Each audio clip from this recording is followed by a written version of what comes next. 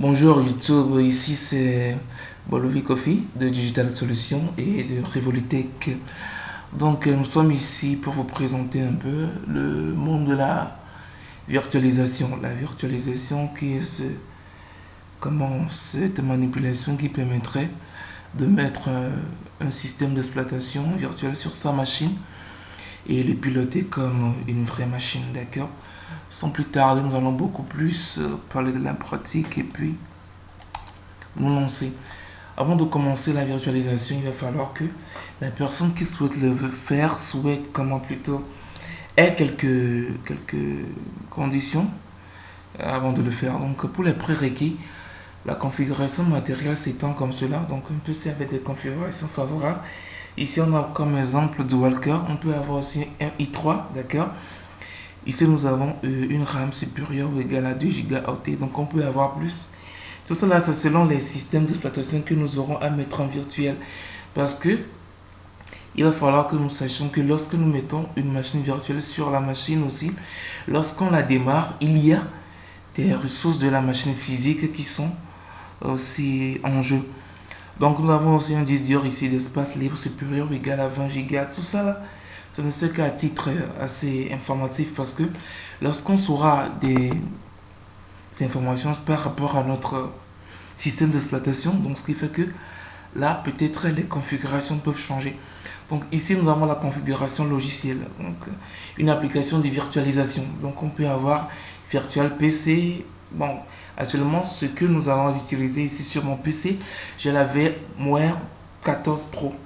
Donc il me permettrait de vous montrer comment faire la virtualisation. Donc chacun a son goût. Il y a Virtual PC, il y a aussi VirtualBox, il y en a plein. Donc nous avons besoin aussi de l'image ISO du système d'exploitation que l'on souhaite virtualiser. Donc ceux qui ne comprennent pas le thème ISO, c'est simple. Donc vous connaissez au moins le logiciel qu'on appelle Ultra ISO, bien Power ISO, qui permettrait de mettre des CD en ISO, bien n'importe quel fichier en ISO pour garder la copie intégrale, d'accord? Donc si vous n'avez pas le logiciel pour transformer peut-être un CD de système d'exploitation en ISO, on peut aller toutefois en ligne et puis télécharger l'image ISO. Vous allez simplement dans Google, vous tapez, si c'est ISP que nous voulons prendre, on prend l'image ISO de ISP et puis automatiquement on va nous diriger vers un lien. Donc pour le VMware aussi, pour l'installation, il n'y a rien de très difficile en ce sens, donc ne vous inquiétez surtout pas. Donc moi je l'ai déjà installé, je ne vais pas encore trop me mettre à la tâche à faire ça. Excusez-moi, il y a quelques machines que j'ai déjà installées ici, donc ne vous fiez pas à cela. Nous allons beaucoup nous contenter de la page d'accueil, d'accord? Donc ici en première position, la page se présente comme cela, par défaut. Avec le temps aussi, on peut avoir quelques pages avec des parties aussi, l'onglet, le volet gauche qui n'est pas présent. Donc on peut le faire venir comme on le veut. Donc ça dépend de tout un chacun et puis la manière dont on veut avoir notre VMware, d'accord? On va essayer de changer un peu les modes et puis on va débuter comme on fait.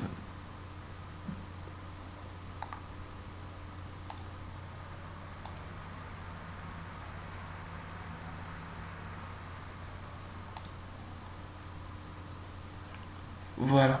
Donc ici, nous pouvons maintenant débuter comme il le faut. Donc n'ayez pas peur. Donc vous voyez, donc on peut modifier comme nous voulons. Donc n'ayez pas du tout peur. Donc je pense qu'on va commencer un peu de temps.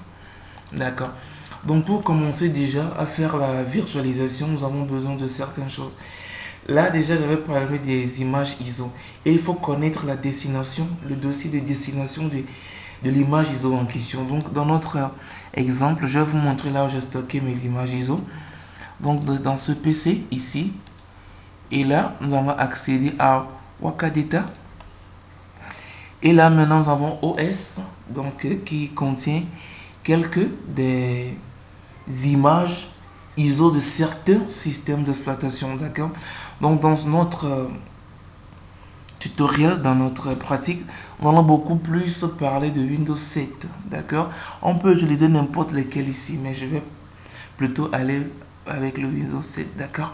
Donc le chemin d'accès c'est cela, ce PC, Wakadata OS et puis Nous verrons ça directement dans le dossier OS. Donc une fois maintenant dans notre interface, excusez-moi, ici, nous allons cliquer sur l'icône là, Create a new virtual machine. Donc ceux qui sont adeptes de la langue anglaise, vous n'aurez pas de difficulté à vous retrouver. Donc Create a new virtual machine. Donc ici, on nous demande si on veut aller quelque chose de recommandé. Donc typical, c'est pas typique en français, mais plutôt recommandé, quelque chose d'assez favorable. Donc on garde le point radio sur typical.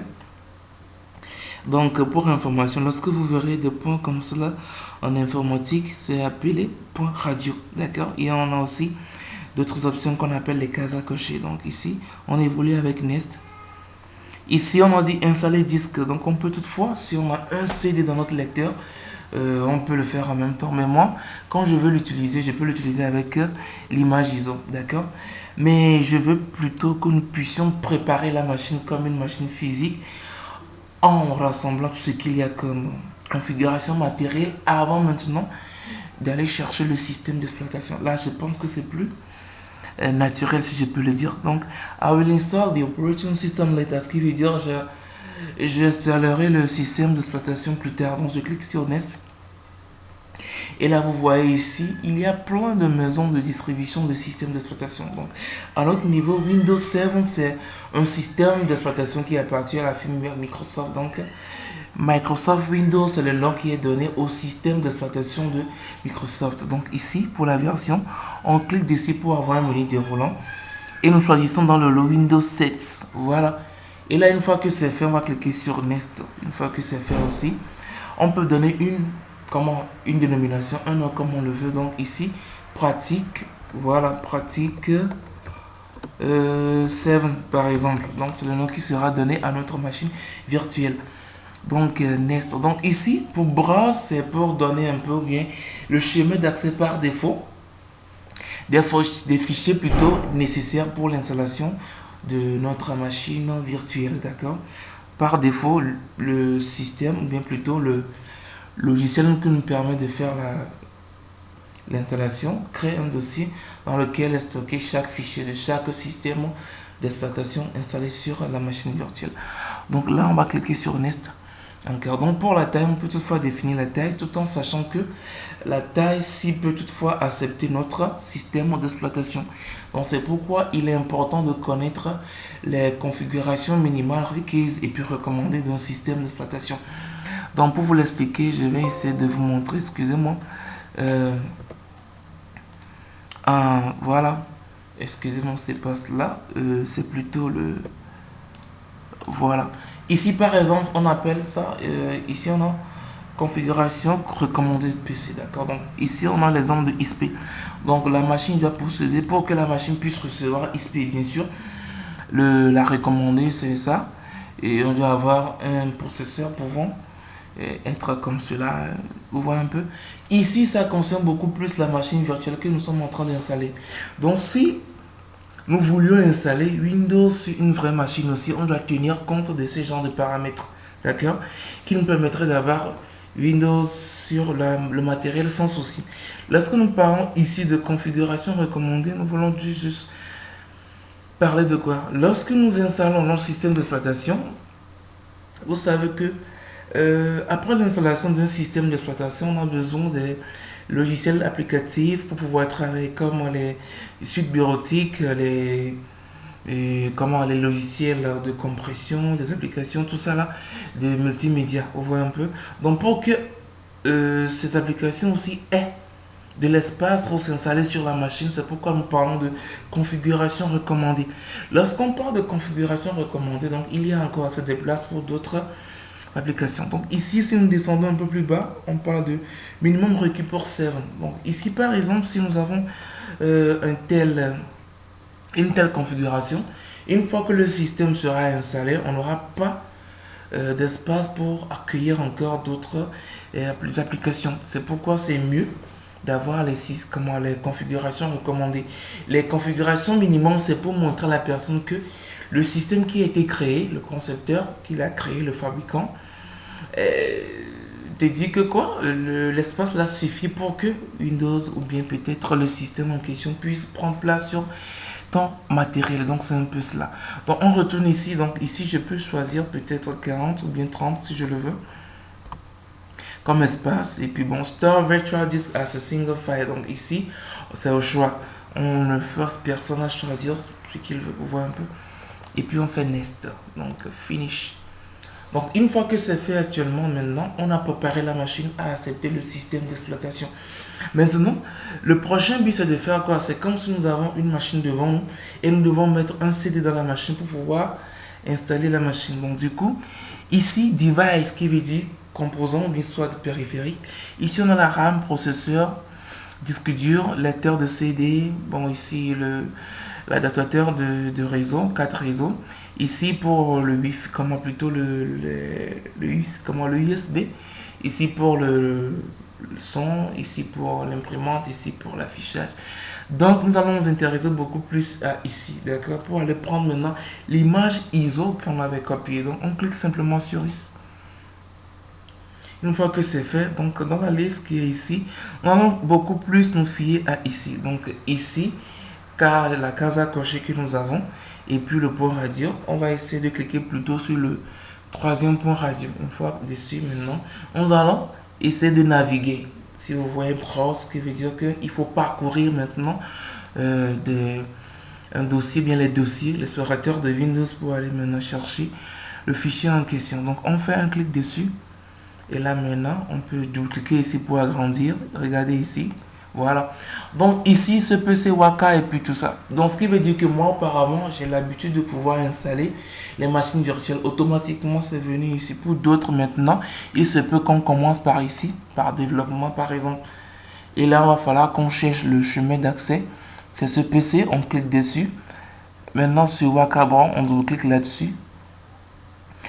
Et par après, on va chercher maintenant OS. Et là, nous sommes en présence maintenant de l'image de notre machine virtuelle qu'on veut. Donc, on fait juste un clic dessus ou bien on double-clique là-dessus. D'accord, un clic et puis on fait ouvrir. Donc, ici, on va valider avec le bouton OK. C'est fait. Là, maintenant, la machine est prête pour être démarrée. Donc, pour ce faire maintenant, vous allez voir qu'ici, on a écrit Power on this virtual machine. Lorsqu'on dit power on, il faut le comprendre. Ici, c'est, comment je peux le dire, un phrasal verbe. Donc, power on, c'est un verbe composé, si je peux le dire. Donc, je clique dessus pour allumer maintenant ma machine virtuelle. Donc, ici, c'est pour dire que quoi, si je connecte maintenant une clé à ma machine physique, donc dans ma machine virtuelle, je peux le voir. Donc, ce qui est avantageux, si ma clé est pleine de virus ou bien plein de programmes malveillants, je peux le démarrer. Je peux la démarrer, excusez-moi, en environnement virtuel et faire ce que j'ai à faire avant de commencer. Ça fait OK. Donc l'interface est venue comme l'interface normale d'une installation. Donc nous pouvons installer et commencer. Donc je ne vais pas aller jusqu'à la fin de la vidéo, d'accord? Donc ce sera toujours la même installation comme on le fait très souvent. Et une fois que c'est fait, on peut avoir ce qu'on veut comme suivant ici. Vous voyez la langue à choisir et puis tout. Donc on fait suivant. Et après on installe maintenant et puis ça part. Donc comme suivant on le fait d'habitude. Maintenant je vais essayer de vous montrer quelque chose qui est assez important. Je vais annuler l'installation. D'accord, parce qu'on n'en a pas trop besoin actuellement. Et aller au niveau de ce truc là. Regardez, ceux qui sont novices dans le domaine, une fois que vous cliquez dans l'environnement de votre machine virtuelle, il y a un petit souci. La souris sera capturée par votre machine virtuelle. Donc chaque type de logiciel de virtualisation a une combinaison de touches pour quitter maintenant l'environnement virtuel. Donc dans le cas de VMware, on doit faire une combinaison de touches. Écoutez-moi très bien, CTRL plus ALT. Donc connaissez la touche CTRL et puis la touche ALT. À ne pas confondre avec la touche Alt GR. Vous voyez un peu, non? Donc ici, là, je suis bloqué. Non, pas encore bloqué, d'accord? Parce que, voilà. Donc pour quitter, comme on l'a dit ici, regardez, voilà, c'est indiqué ici. To release input control press. Vous voyez un peu, non? Donc je le fais pour quitter l'environnement virtuel avec moi. mon curseur qui peut encore travailler dans d'autres environnements comme l'environnement physique. Vous voyez un peu? Voilà. Donc, vu que la machine que j'ai ici, c'est pas la machine virtuelle qu'on a installée, bien sûr, c'est la machine virtuelle que j'avais déjà installée. Mais ici aussi, bon, il va falloir il y ait plutôt certains composants virtuels qui doivent être installés sur la machine virtuelle pour que certaines choses soient prises en compte sur la machine virtuelle, d'accord? C'est assez important, donc je vais essayer de venir sur voilà, l'interface là, qui me permettrait de vous montrer ce dont il est question. Donc ici, excusez-moi, voilà. Donc ici on est là. Regardez la machine virtuelle. Bon, je vais essayer de choisir comment de choisir une vue plus intéressante qui nous permettrait de, excusez-moi, comme j'ai pas trop l'habitude de venir ici, donc c'est un peu ça. Excusez-moi un peu. Voilà. Un instant. Un instant, un instant, un instant. D'accord. Donc ici, par exemple, j'ai partagé avec ma machine virtuelle un dossier, d'accord, qui peut se faire voir dans cette machine virtuelle que j'ai à mon niveau. Regardez. Là, j'avais installé un hit à ce niveau. Voilà. D'accord, merci. On aura l'interface d'ici peu. Excusez-moi pour le retard. J'ai plein de machines virtuelles qui sont démarrées au même moment. Donc ça sollicite beaucoup au niveau de ma machine pour m'afficher ce que je veux. Excusez-moi. Ok, maintenant nous sommes dans l'interface qui nous permettrait d'aller. Excusez-moi. J'ai un peu oublié le mot de passe. Maintenant je pense qu'on aura assez. Voilà.